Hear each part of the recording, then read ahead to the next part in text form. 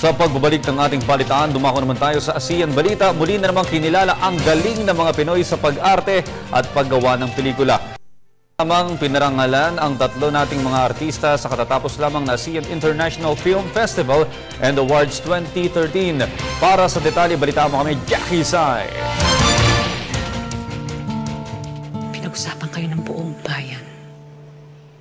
Katapos ng mga itinuro namin sa inyo, ipinahiya niyo kami. Hindi na kayo nahiya eh. Hanga ang marami sa angking galing ng mga Pinoy. Muli na namang napatunayan ang husay ng mga Pilipino sa paggawa at pag-arte sa larangan ng pelikula. Kasampa-sampa ba yung ginawa natin nun? Bakit? Kasalanan mo magmahal? Hindi naman napipigilan yun eh.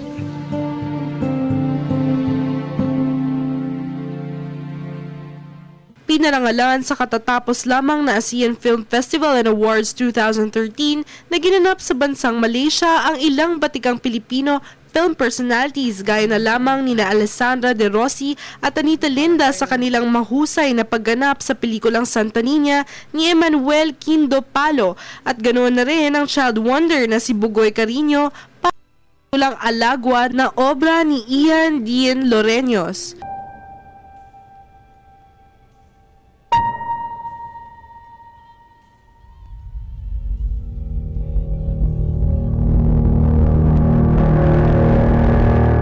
Nagwagi si Alessandra De Rossi ng Best Actress Award, samantala si Anita Linda ay nagkamit ng Best Supporting Actress Award at Best Supporting Actor naman kay Bugoy Carino. Sa kabuuan, nagkamit ang Pilipinas ng 4 na parangal kabilang pa ang Best Picture Drama para sa pelikulang Santa Niña.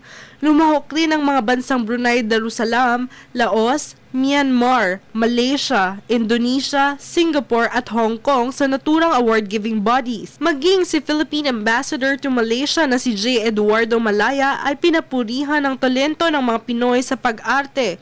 Dahil sa galing ng mga Pinoy sa pag-arte, patok sa Malaysia ang mga soap opera o drama na gawang Pinoy. Kaya naman maraming Pinoy soaps ang pinalalabas dito. Para sa Telebisyon ng Bayan, Jackie Sai.